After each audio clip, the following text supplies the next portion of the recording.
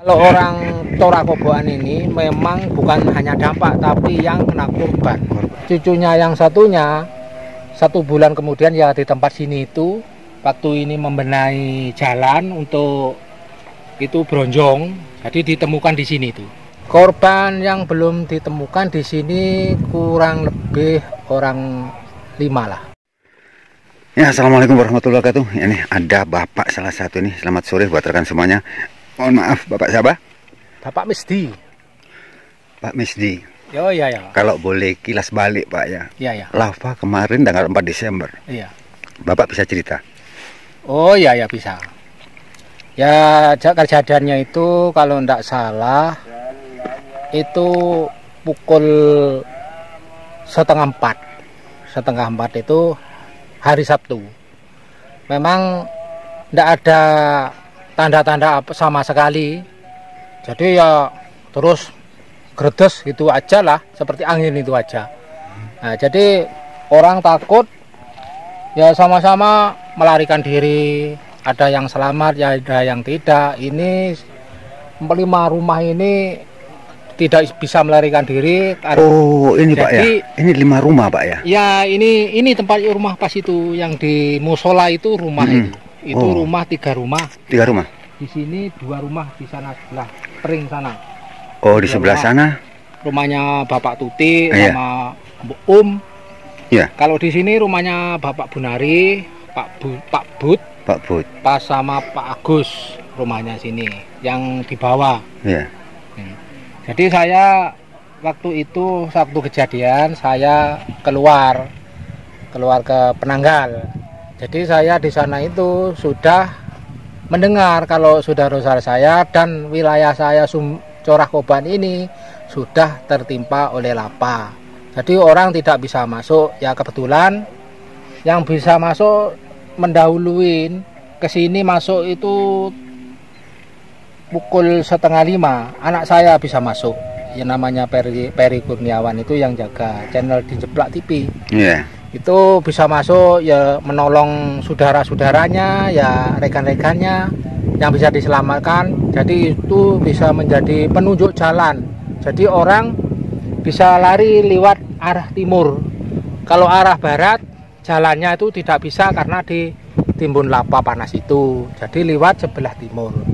Akhirnya dia melarikan diri ya, semua itu ya cari tempat sendiri-sendirilah. Jadi orang di Corakoboan ini ya di mana-mana tempat, di Desa Sumber Mujur juga ada, di Penanggal juga ada, Sandipuro, Pasiran, menyebar lah gitu. Iya. Tapi yang lebih baik, kalau banyak. Boleh tahu pak, saya pak, bagaimana?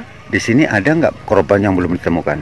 Korban yang belum ditemukan di sini kurang lebih orang 5 lah.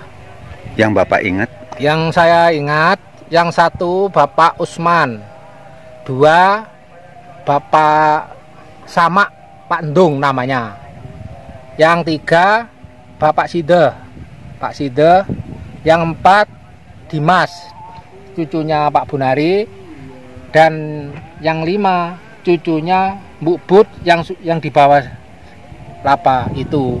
Jadi cucunya itu yang tidak ditemukan sama sekali karena ya entah kemana tidak tahu lah, itu anak kecil gitu.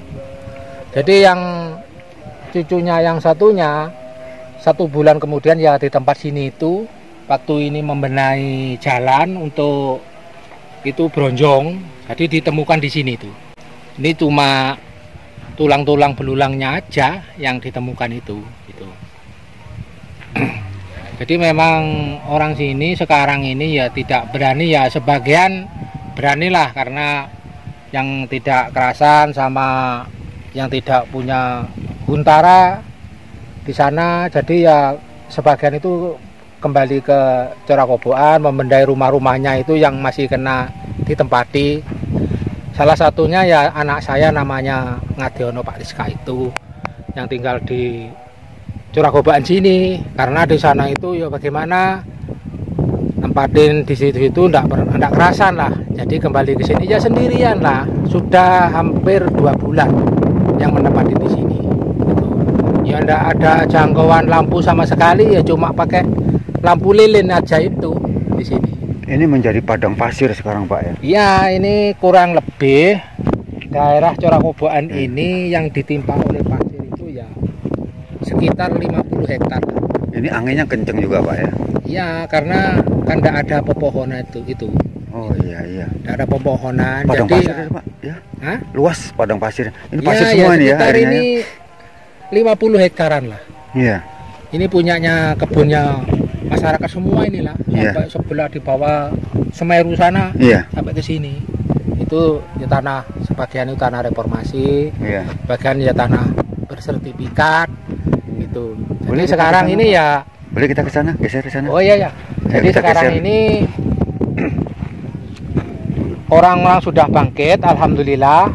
Yang sebagian yang kena dampak erupsi Semeru ya bisa dikelola, sebagian ya aktivitas itu kerja, sisa-sisanya yang kena lapa itu Pak. Iya, iya. Sekarang ini ya bagaimana ya kalau tahuan saya supaya pemerintah mungkin ada pergerakan itu kebersihan supaya lekas-lekas dijalankan supaya bisa tempat-tempat yang kena timpa abu vulkanik ini bisa dikelola lagi. Iya. Gitu. Memang sekarang ini orang-orang Corakoboan itu ya sudah berhenti aktivitasnya. Iya. Tidak ada sama sekali. Nggak ada cuma- kerjaan gitu Pak ya? Hah? Nggak ada kerjaan seakan-akan ya? Ya seakan-akan iya yang kerjanya itu tani sekarang ya banyak yang nganggur, sebagian ya kerja di utara, Iya. ya kerja di situ-situ. Nah, coba Gitu, kita Pak. akan merapat ke sebelah sana Pak ya. Oh iya ya. Ini desa dusun Corakoboan. Iya. Desanya itu Supiturang, dusun Corakoboan, kecamatan Pronojiwo. Nah, tapi di balik itu Pak, sungai udah Pak ya. Oh iya, ini Ini saya namanya Besuk Lanang, betul? besok lanang itu di sana. Oh, itu. Di sebelah sana wilayah Pasuk Jambi itu besok lanang. Kalau di sini namanya besok lengkong. Oh, Besuk Besok Lengkong. lengkong sama dinamakan besok bawah. Yang besar itu namanya besok bawah, yang kecil ini namanya besok lengkong. Gitu. Memang Corakoboan ini dari atas itu jalurnya jalan besok itu dua dari bawah menjadi satu. Jadi sekarang ini besok yang besar itu tertutup, jadi menjadi satu. Besok yang kecil ini akhirnya ini wilayah Corakoboan ini terancam bahaya sama sekali karena lahar itu jadi satu ke sini. Oh, sudah ngumpul jadi satu ya? Iya, karena ini bisa naiknya lapa ini kan jalur jalan ke kali besok itu ditutup, Iya. tertutup oleh lapa itu tebal. Iya. Jadi akhirnya meloncat Iya. ke rumah warga dan kebun-kebunnya inilah Iya. satu contohnya sama membawa korban. Pokoknya kalau orang Corakoboan ini memang bukan hanya dampak tapi yang kena korban. Korban iya. Korban terutama. Iya. Ya kerugiannya ya satu, banyak nyawa melayang. Nomor dua, rumah-rumah habis rusak semua. Nomor tiganya ya ini lahan-lahan tertimpa lapa. Jadi ya bagaimana ya diresapi aja lah. Ini memanglah hujan dari Tuhan yang Maha Kuasa, gitu aja. Iya Pak ya. Artinya mereka warga Corakoboan sekarang sudah di mana-mana tersebar Pak. Ya tersebar di mana-mana lah. Gitu aja. Termasuk di Sumber Mujur. Ya di Candipuro. Sumur Mujur, Penanggal, Candipuro, ya ada yang di Sanduro, ya ada di mana-mana seperti Lumajang, juga ada Pasirian, merata sekarang. Tapi yang lebih banyak di wilayah Sumber Mujur, kedua di wilayah Penanggal. Yang lain-lain itu ya di mana-mana ya ada 10 kakak, 5 kakak gitu. Iya. Jadi sampai itu menanti huntara atau huntap itulah. Iya. Bapak sendiri udah dapat ya? Ya saya sendiri belum. Enggak, maksudnya udah dapat kan, tapi belum ditempati atau belum diundi. Nanti Belum giliran. dapat, belum diundi. Oh iya. Karena jadwalnya dari pemerintahan dari atasan itu belum dapat. Karena yang didahulukan itu dari orang-orang yang tinggal di tenda. Iya, Di memang betul. Penanggal. Yang di tenda, di pengungsian tenda Ya. itu Pak ya. Itu yang didahulukan. Ya, sekarang ini kemungkinan ya orang 200 lebih lah yang sudah menempati. Itu aja yang menempati, belum 100% rumahnya itu jadi, belum, masih dibenahi sendiri sebagian itu. Ya sama-sama kerjanya. Asal ditempatin apa mboten, Pak? Kalau himbauan dari pemerintah tidak ada sama sekali. Ya listrik karena pun diputus nih mungkin. kalau listrik yang wilayah Curah Koban sudah diputus semua. Diputus semua. Kalau di wilayah itu desa Sumberwulu, dusun Kajar Kuning, sekarang sudah disambung lagi. Tapi yang menempati mungkin ya 30%-an lah. Ya, yang 30% itu. Karena kalau Kajar Kuning itu hanya kena dampaknya aja, kena abunya. Iya, kalau Curah Koban memang ditimpa separohnya. Itu aja. Iya, separohnya. Tuhan, di sana itu yang sebelah timur itu entah 5 rumah yang telah ditimpa.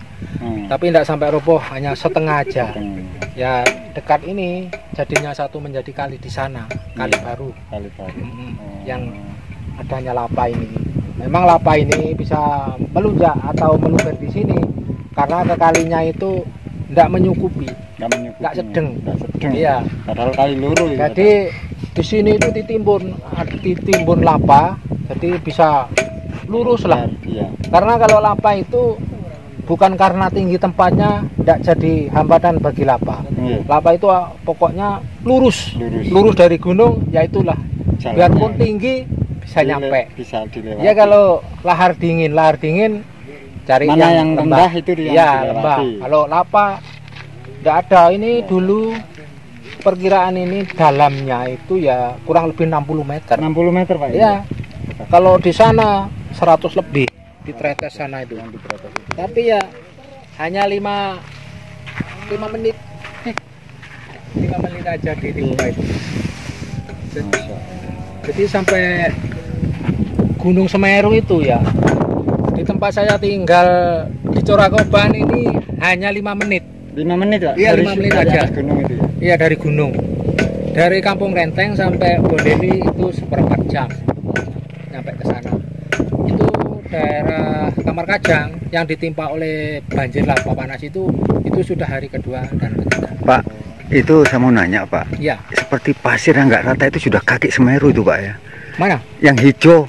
Oh ini ya, pasir, ini memang hijau. ini dulunya tahun 63. Enggak, yang di ujung sana, Pak. Mohon maaf. Oh iya, ya. Di sana itu lahan itu di bawahnya Semeru itu yang kuning-kuning itu lahan dinamakan itu Bontawang. Bontawang itu. Bontawang itu kebun. memang kebunnya perkiraan 60 hektaran lah. Perhutani apa? Yang ngelola itu tanah termasuk tanah kapling. Bukan perhutani, tapi masyarakat yang ngelola.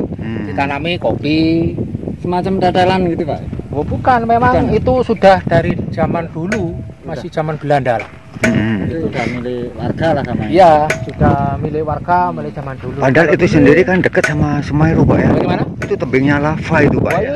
Pas kakinya di bawahnya itu. Oh. Itu namanya Bontawang, di bawahnya itu Tretes namanya. Iya. Tretes. Kalau ini dinamakan kalau orang bahasa Madura Botopoton.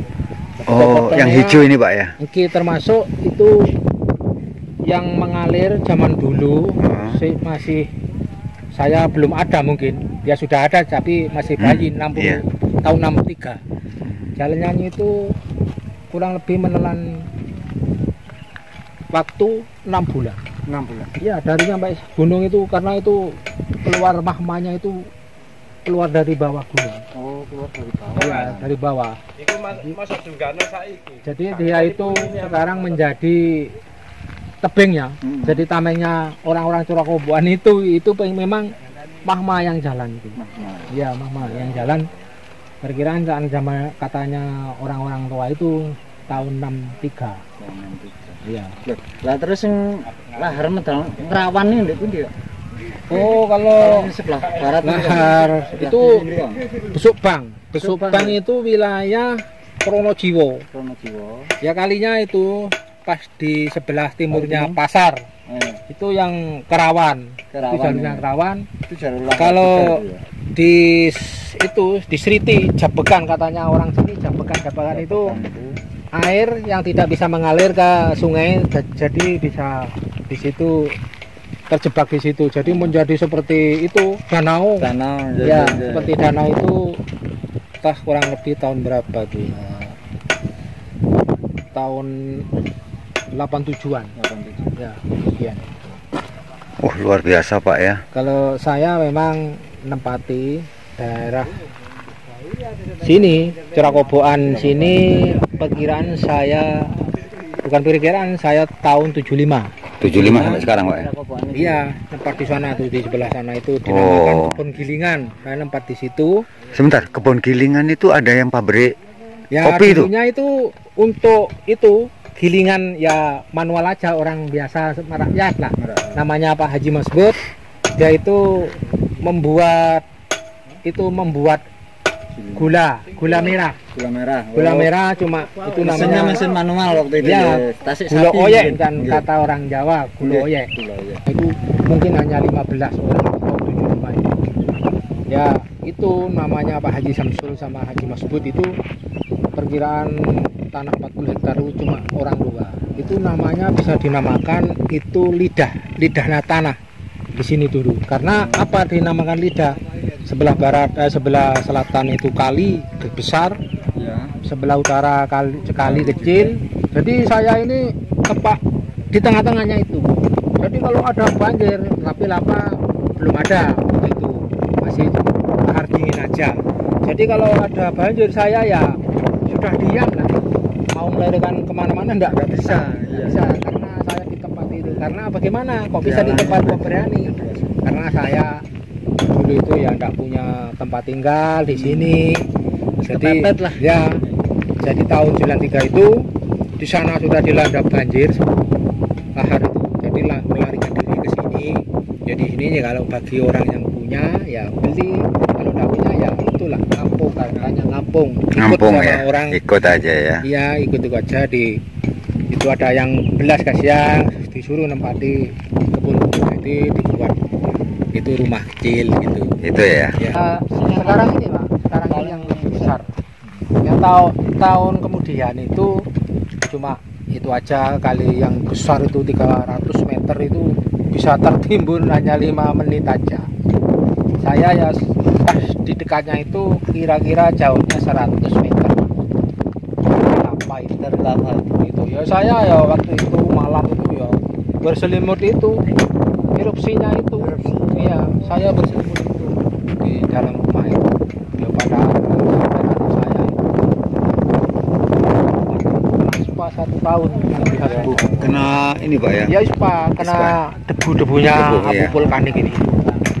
Ya tadi ya bagaimana, kan saya mau berobat, tidak punya uang, dari tanggapan bapak pemerintah yang tidak ada, ya dibiarin ya apa kata Tuhan Yang Maha Esa yang kasih kesembuhan. Alhamdulillah sampai sekarang selamat. Udah sehat Pak ya. Ya saya Pak, sekeluarga. itu apa itu Pak yang bentuk apa? Tanggul itu Pak. Ini ya, dekatin. Wah ini Yang itu yang kayak dam apa itu Pak ya? Oh memang ini ya Pak? Yang di sana agak jauh sana. Oh agak sana.